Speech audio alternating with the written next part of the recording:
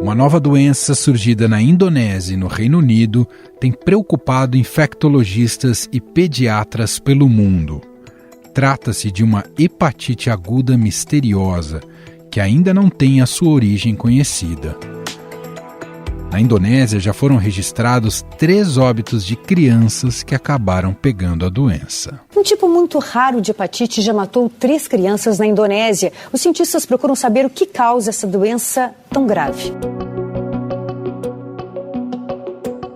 A Organização Mundial da Saúde afirmou que o aumento das infecções é uma questão muito urgente, a qual está sendo dada prioridade absoluta. No total, 20 nações já reportaram a doença para a Organização Mundial da Saúde, que emitiu um alerta pedindo prioridade absoluta, porque a questão é muito urgente. Os pacientes que vieram a óbito tiveram sintomas como náuseas, vômitos, diarreia, icterícia, febre e convulsões. A hepatite aguda vem se espalhando por outras localidades. As autoridades de Singapura também comunicaram a hospitalização de uma criança com a doença. Os primeiros casos foram notificados pelo Reino Unido à OMS em 5 de abril, em crianças com menos de 10 anos sem doenças anteriores. No Reino Unido, onde foi registrado o primeiro, já são cerca de 74 pacientes. Pelo menos 6 crianças britânicas tiveram que realizar transplante de fígado. Outras 2 também passaram pelo procedimento em território americano. Desde então, essa infecção também foi registrada na Espanha, em Israel, na Dinamarca, na Itália, nos Estados Unidos e na Bélgica. Em Wisconsin, nos Estados Unidos, também é investigada uma morte que pode ter sido causada pela doença misteriosa. A primeira morte por suspeita de hepatite aguda é investigada nos Estados Unidos. A Agência Americana de Saúde encontrou um organismo chamado adenovírus 41 em crianças e que pode ter relação com a doença. Até 21 de abril, eram 169 casos no mundo, segundo o último boletim divulgado pela OMS. A idade dos pacientes varia de 1 mês a 16 anos, sendo que, na maioria dos casos, não apresentam febre e nem vestígios dos vírus associados às hepatites A, B, C, D e E. Os médicos estudam qual seria o possível causador da doença, a mutação de um vírus conhecido ou outro ainda não identificado. Especialistas acreditam que o agente causador da hepatite aguda seja um adenovírus, que causa doenças respiratórias e é transmitido por contato ou pelo ar. O surto de origem desconhecida foi anunciado pela OMS em 15 de abril. Em cerca de 10% dos casos, foi preciso fazer um transplante de fígado. O Centro Europeu de Controle e Prevenção de Doenças pediu às autoridades de saúde para efetuarem vigilância dos casos de hepatite aguda em crianças. O Centro de Controle de Doenças aqui da Europa e a Organização Mundial da Saúde estão monitorando a situação.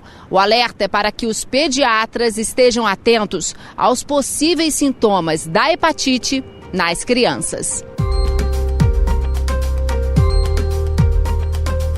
Para especialistas, a doença pode ser causada por um adenovírus transmitido por contato ou pelo ar, o F41, ou uma variante mais agressiva. Segundo a OMS, existem mais de 50 tipos de adenovírus imunologicamente distintos que podem causar infecções em humanos.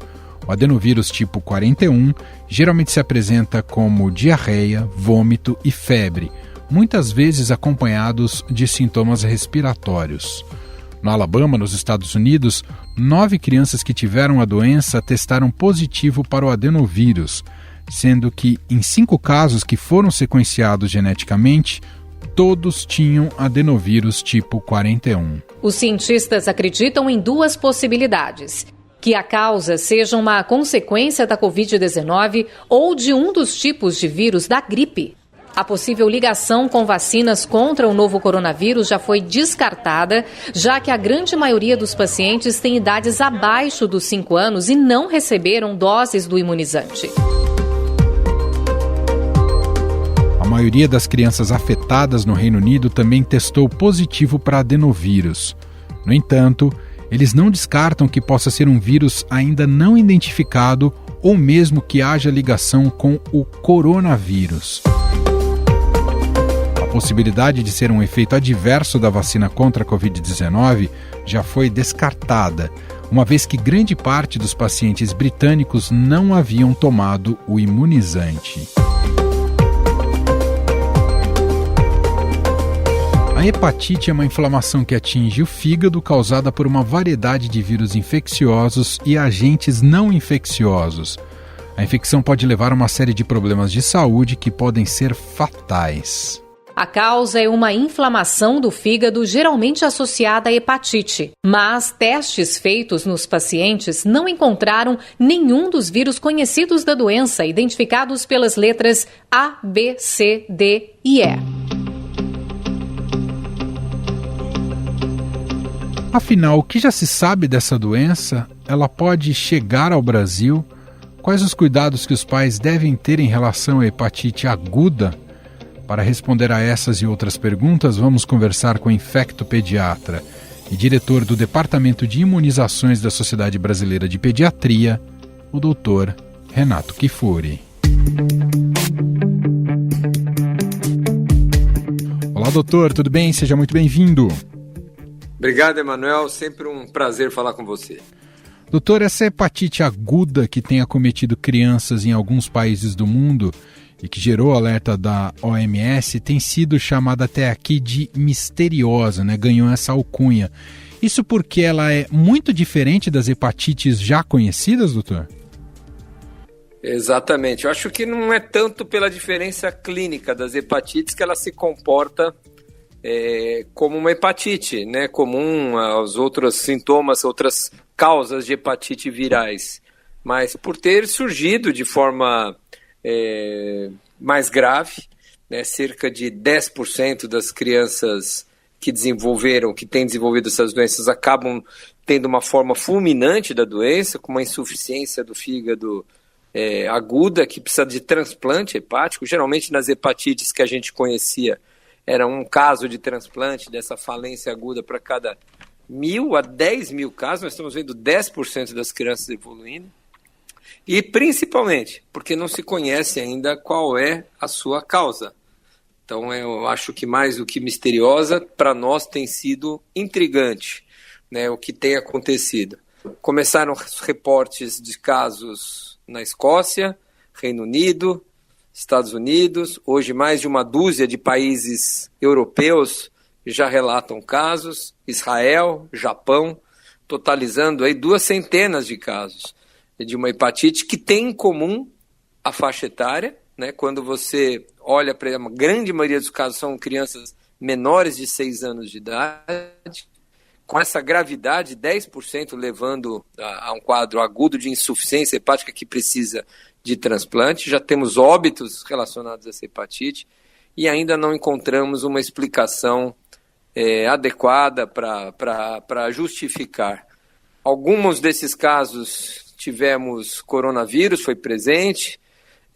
Alguns desses casos, em 2/3 desses casos, foram encontrados um vírus de resfriado chamado adenovírus, né? O sequenciamento genético recuperou esse adenovírus presente nessas crianças em 2/3 delas, chamado adenovírus 41.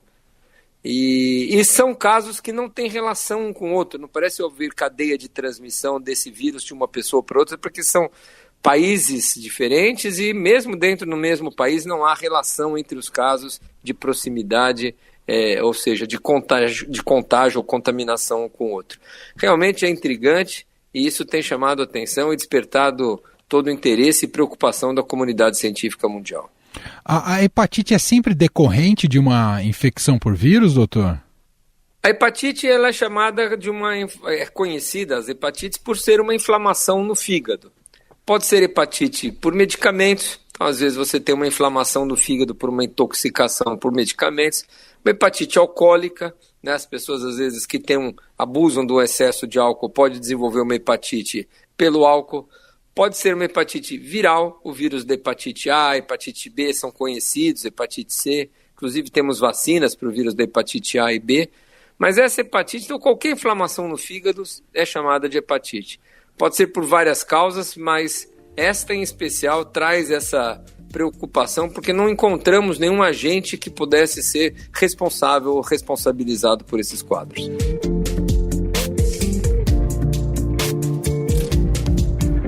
Já há hipóteses, doutor, por que essa nova hepatite tem acometido crianças menores, doutor?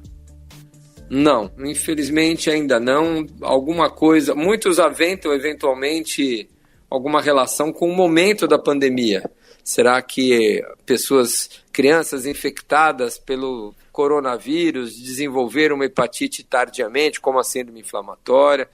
Será que pode ser pela não exposição, pelo distanciamento que fizemos todos? Esses vírus podem ter tido um comportamento agora diferente. Então a gente ainda está estudando melhor esses casos para compreender. Mas é bom chamar a atenção que esses quadros se iniciam, em geral, com sintomas intestinais, dor de barriga, vômitos, náuseas, às vezes diarreias, e aparece o amarelo na pele subitamente, a tal da icterícia, e com alterações de exames das enzimas do fígado muito alterados, que caracteriza a hepatite. Então é um quadro muito semelhante em todos, curioso, como você bem ressaltou, de predominar exclusivamente em crianças, abaixo de 16 anos, mas quase a totalidade abaixo de 6 anos de idade. E nós vamos, em breve, aguardar aí mais notícias e mais estudos para tentar compreender melhor qual é o mecanismo que essa hepatite está levando. Eu acho que vale o alerta, porque é provável que nós aqui no Brasil também tenhamos casos, porque é difícil imaginar que uma doença que já atingiu a América do Norte, a Europa, a Ásia, o Japão, não tenha casos aqui, Israel, não tenha casos aqui no Brasil também. Vamos aguardar, vamos acompanhar e entender melhor. Certamente, em breve, nós vamos poder dar alguma explicação que a ciência vai nos mostrar. E qual deve ser a conduta do governo brasileiro e do Ministério da Saúde quando esses casos sejam confirmados aqui no Brasil, caso esses casos existam aqui no Brasil, doutor? Eu acho que é importante a gente, se tem uma taxa de casos com alta risco de um transplante hepático, de uma insuficiência, nós precisamos melhorar nossas condições de transplante. São poucos centros que realizam transplante hepático no país, ainda mais em crianças, né? Então, eu acho que esse é um dado que pode nos chamar a atenção, claro, não só da vigilância, de detecção desses casos, mas principalmente na assistência a essas eventuais vítimas. Se nós tivermos um aumento ou um registro de bastante casos aqui no Brasil, certamente nós vamos precisar de mais estrutura para atender adequadamente essas crianças. E é possível ter um plano preventivo para se evitar a contaminação? Não conhecemos a causa da hepatite, não conhecemos o mecanismo de transmissão, portanto, ainda não há nenhuma estratégia a ser definida para que a gente possa evitar a chegada da hepatite. Mas certamente, quando nós conhecermos melhor qual é o mecanismo que essa hepatite desenvolve no organismo, qual é a sua forma de transmissão, quais são os fatores de risco, certamente nós vamos aí orientar todas as questões, tanto para o Ministério, com a Sociedade de Pediatria, mas o momento é de cautela. Até o momento não há nenhuma medida eficaz que a gente possa fazer, mas estamos todos atentos, o Ministério da Saúde, o alerta para os profissionais da saúde, a Sociedade Brasileira de Pediatria está bastante atenta, orientando seus profissionais em relação a esses casos suspeitos de hepatite. Já que a gente está falando de hepatite, doutor, acho importante o senhor explicar para a gente a importância do fígado no organismo. O fígado é um órgão central do nosso organismo, né? Por ele que passa o metabolismo da maior parte das substâncias que nós ingerimos, quer sejam os nossos alimentos, quer sejam os medicamentos. É um órgão de maior metabolismo do nosso corpo, ou seja, ele recebe, ele purifica a nossa alimentação, as proteínas indesejáveis, ele fabrica também material para a nossa digestão, através que é excretado pela vesícula biliar, a nossa bilis.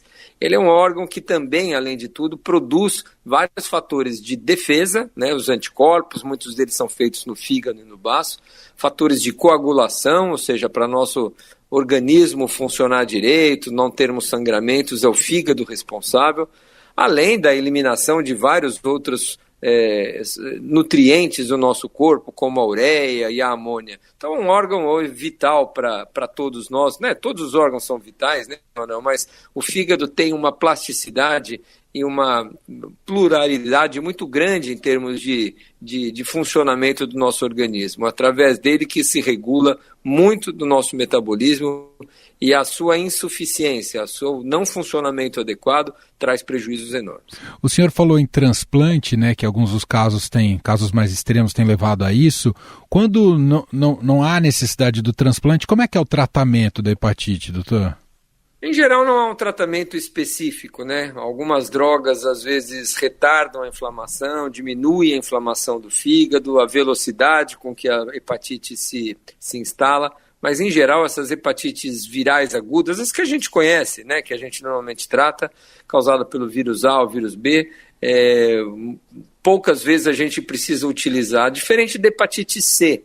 A hepatite C hoje é uma doença tratável, né? Você leva a cura porque você tem antivirais específicos para o vírus do tipo C.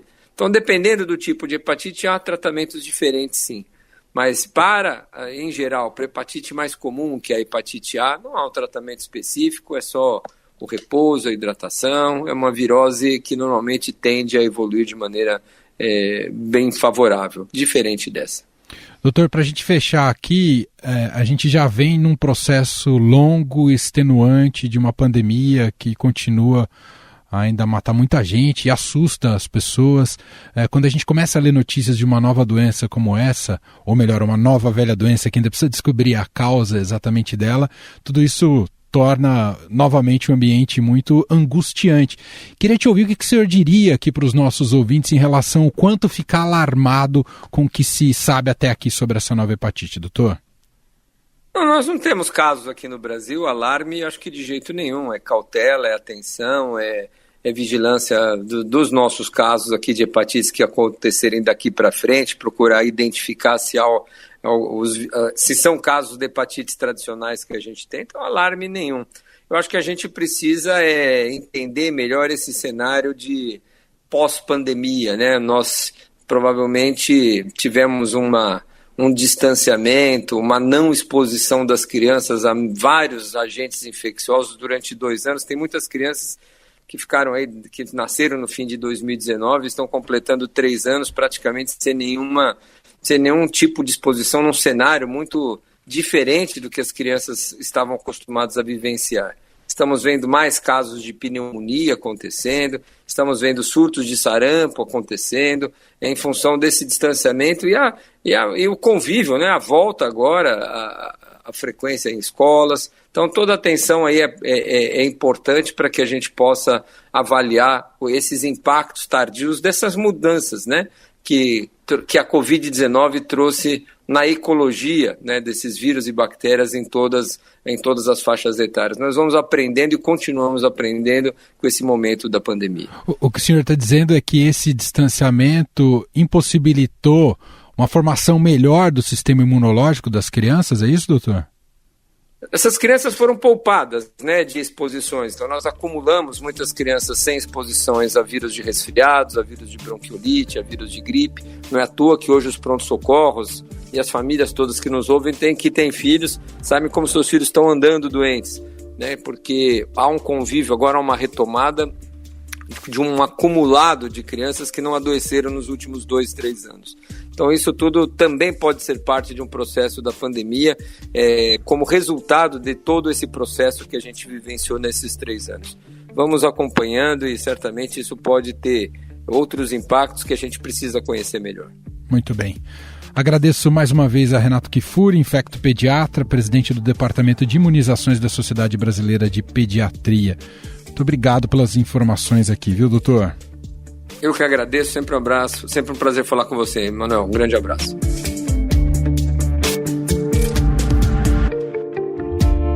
Estadão Notícias.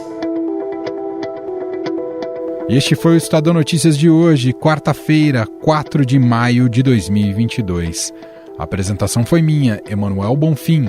Na produção, edição e roteiro, Gustavo Lopes, Jefferson Perleberg e Ana Paula Niederauer. A montagem é de Moacir Biasi. O nosso e-mail para você escrever para a gente, podcast@estadão.com. Um abraço para você e até mais.